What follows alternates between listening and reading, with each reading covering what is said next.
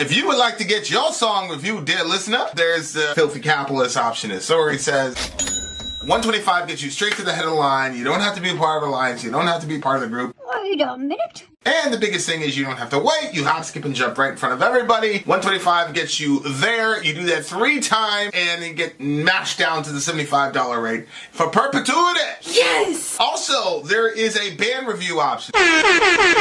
So if you've got a band and you're trying to get your band some exposure, hit me up at vinsori@gmail.com, and I'll show you the details about how to pull that off. You can also jump on Patreon, and there is a option on the tiers to be able to get your band reviewed. Yep. Obviously, we can't lie to you, so we can't guarantee a positive review. Get what you get. It's just rubbish. Rubbish. Rubbish. That's British for garbage. My favorite is the community option. $1 at the gate gets you in at Patreon. You get to join an alliance. The alliance joins their points together, and that helps determine what songs that we do. The alliances hang out on Discord. Message me on Patreon to get the link. And they do all kinds of other cool things. They do Minecraft, Dungeons and Dragons. Yeah. It's really a community within the community. Anybody can go in the village, facebook.com/Vin and Sori. There's 160,000+ people on the channel. What's cool about the Discord is that it offers a real opportunity for community connection, friendship, that type of thing. And it's on Discord, so if you're not a Facebook person, it's for you. You start off at $1. Right. Plus you get exclusives. Sori and I are working on a song. So the first 15 seconds of that was on Patreon. Also, at $15 tier and above, when we actually debut the video, they're going to be there live with us. There you are, dear listener. Buy our merch. Buy our merch indeed. A child shall lead them. To buy our merch. Yes, dear listener. Yes, dear listener. Yes, dear listener. Here is 1968 hit Born to Be Wild, released by RCA Records. It hit number 2 on the charts and used... as the opening, and it was used as the opening song for the film Easy Rider, which is one of the first counterculture movies. Did you see that? No. No, I didn't either. It's the first song to use the term heavy metal in the lyrics. Oh, okay. The first song to use the term heavy metal in a lyric. This should be interesting. Okay. So the band's name is Steppenwolf. Yeah, Steppenwolf. Steppenwolf. Born to be what? Wild. Born to be Wild, Steppenwolf. Let's do it.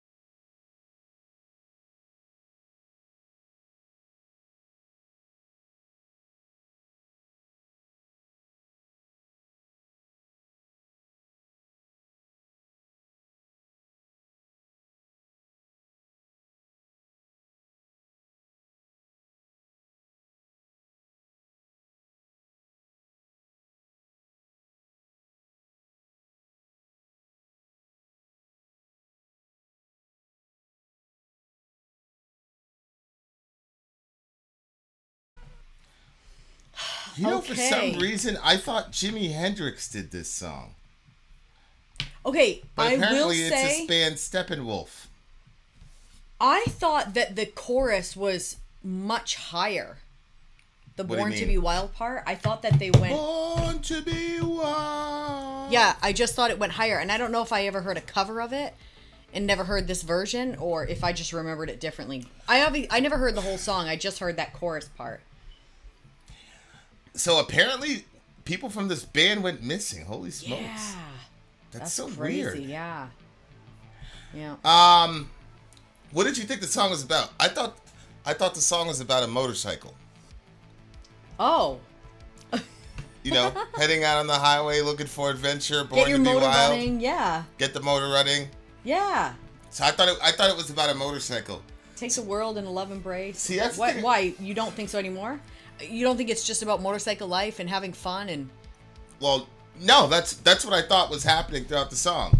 Head out on the highway looking for adventure, whatever comes our way. That he says, born to be wild. Yeah. For some reason, I just imagine if you're on the highway, I feel like a motorcycle is the most freeing sort of feel. Badass type of, I'm on a bike. You know what I'm saying? Yeah, I could locks never... flowing in the air. Yeah. I could never separate the fatality rate from the actual motorcycle. Yeah. So because that was like, even when I was super young, I just remember thinking, this is friggin' dangerous. And so it was hard to really, really get the vibe of it.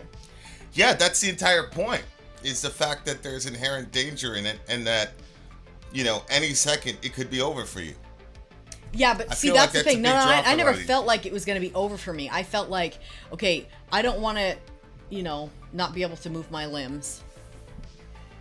Oh, you mean be paralyzed, you mean? Yes, I don't even like saying it. I don't want to be paralyzed, and I don't want, like, my face... You didn't want to say the term paralyzed? Like, I don't like thinking about the concept. And I feel like it's mean, too, because, I don't know, what if somebody's watching this review and they're like, well, I'm paralyzed. Thank you, sorry. Right, I'm sure somebody watching this is paralyzed.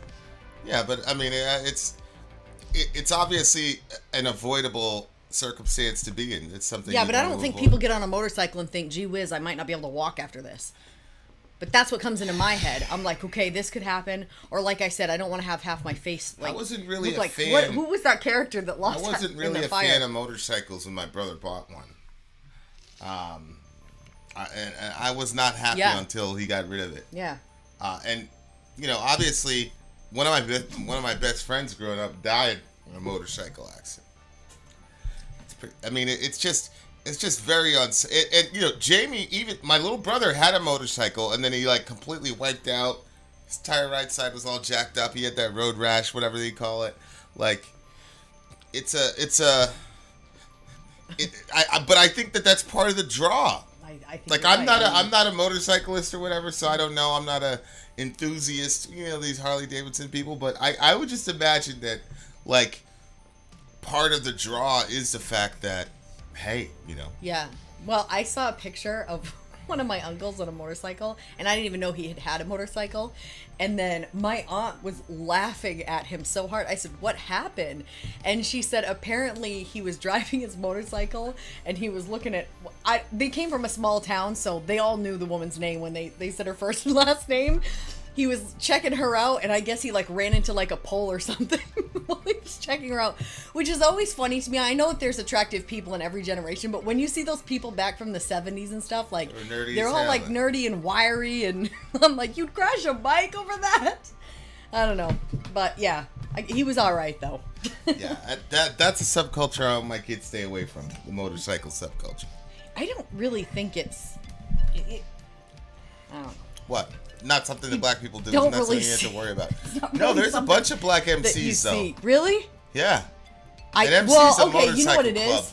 It's a motorcycle club. It's because I'm from Maine, so we only see mostly white people. See, Middle Earth says that the ER nurse called them donor cycles.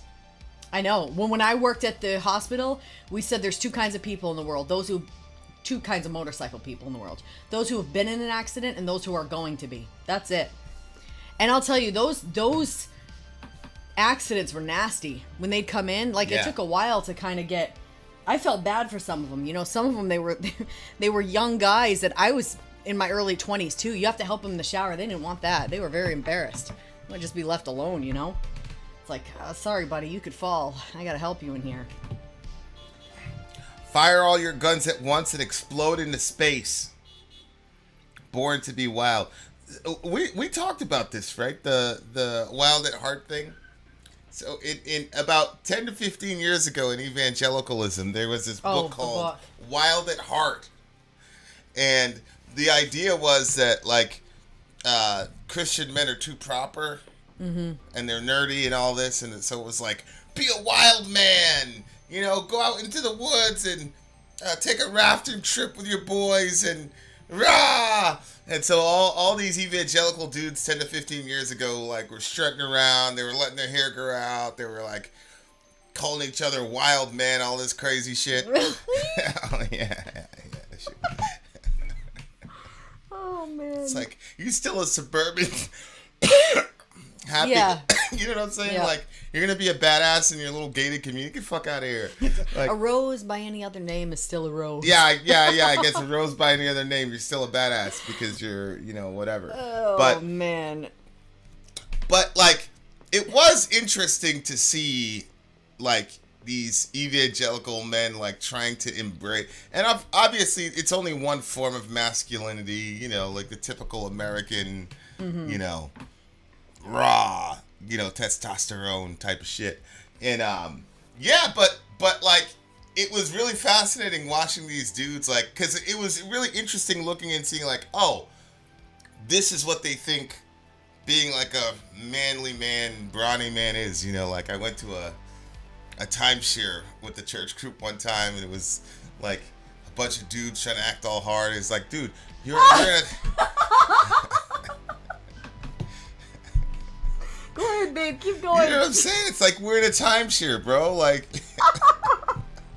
like, what's happening here? The guy tried to challenge me to a fight and shit, like, over there. I was like, come on, man. Like,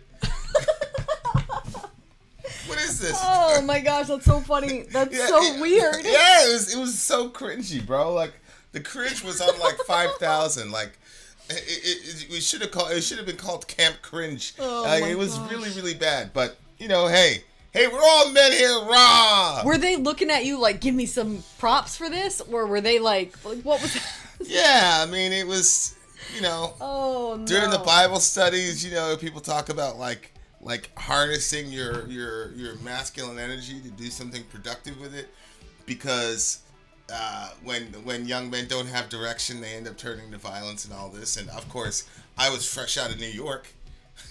You know what I'm saying? So I was like, oh yeah, that's and so then all these Mainers were like, yeah, oh yeah, I was like, Mayors! and they started talking. It was like, yeah, I mean, we TP'd that guy's house. What? It's like, holy shit, you guys are on the edge.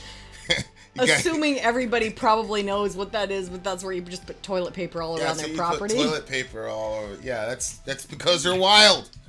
And then the guy was talking about it, and everybody was like, yeah, you know. And then the older guys were like, yeah, we did that too in our age. We've got to, like, and the whole point of the Bible study was like, you know, we're all very powerful. I mean, look at all the things that we've done for evil. So now let's harness all of our masculine energy Babe, for I good. just so uncomfortable. Yeah. I'm so embarrassed. You remember you? Yeah. Oh yeah. Remember that I guy? was literally thinking of when you first started this conversation. They went off into the mountains and shit. Yeah. There's this one guy. It's Yeah. all these It's like a show rich, series called It's You. all these young rich people from LA, and they're like, we're gonna get into our roots. We're gonna get into the, you know, yeah. And they were yelling. That's what was happening. Is that a bunch of dudes were yelling into the night, you know, feeling the full weight of their masculine energy. I feel so uncomfortable. This conversation is so Yeah, it was very, very embarrassing. uncomfortable. It was a really strange. I didn't know it was. It was like, You've never told me that before. well, I mean, it You was wanna very, forget very it. cringy. I feel cringy right now. So do I'm I. uncomfortable. So I'm completely uncomfortable. Yeah. There you go. So there you go, guys. If you Okay, guys but that's ever not want to this join crew. the team, there you go. That's not this crew. I did think that the motorcycle life looks fun, especially when they're like when they go deep. You know, there's a bunch of them all together, and they roll up to this one location, and I think that looks fun. I just saw a bunch of motorcyclers today. People. I do think though there is something for. I do think it's healthy for men to have some part of their person that's undomesticated. Like, I do think that that's important for men to have, at least like to have a switch where you can turn on that side, the more primal. I think that that's important for both sexes. I think that, and that's part of the reason why I like Florence and the Machine, that King song, is because there is a side, I think of, and I think that a lot of times mothers will just like bury themselves in motherhood and you know, making the family a home, making the home of, you know, all that stuff. But there is a side of us that, and honestly, I think that I could be completely off. I think that not being able to release that side of themselves, but always just being like in a role, I think that that's part of what makes for a breakdown in your, you know, 40s or whatever, and then they go off and do something wild like cheating or you know. That's I think such a fascinating, especially again coming from the evangelical world where they make motherhood, you know, the apron and the cookies and shit. When in reality, especially if you look at our first ancestors, motherhood must have been some of the most gangster, primal, you know, if you think about a mama bear or whatever, like there's also a lot of wild primality around femininity and motherhood that they're I'm sure, especially when you talk about our first earliest ancestors, I'm sure that the mother was probably meaner than the guy. You know, because she's got to protect her young in a very, very hostile environment. So yeah, that's really interesting. That the image of the domesticated evangelical male and female is just like not healthy for anybody. Defanged. There's no danger whatsoever. Yeah. There's no wildness about them. Yeah. It's just be polite. Riv had an interesting point. Sounds like Christian masculinity from the 20s and 30s that pushed folks to want to join the Second World War, not because of moral reason, but for violent reasons. Wow. Or to prove or to prove yourself as a man. Yeah, for sure. What do you get this song? I mean, obviously this one gets a high rating. But again, I still feel like I must have heard a cover of it. I'm gonna go with a 9.8. Middle Earth, which Bible answer man? Hank Hanegraaff? Okay, what'd you give it? 9.8. What'd you give it? Revo has all these classic songs. Like, this is a classic song. I grew up.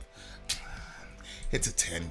Damn it, Revo. It's a 10. We've just begun.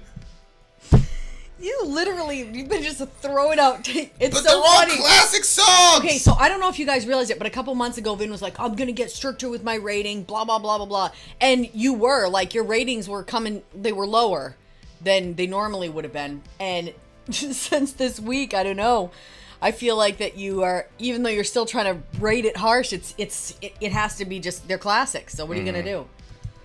All right, John Lennon is up next, Working Class Hero. Working Class Hero is next. We'll check it out. Vin out. Sori out. Gone.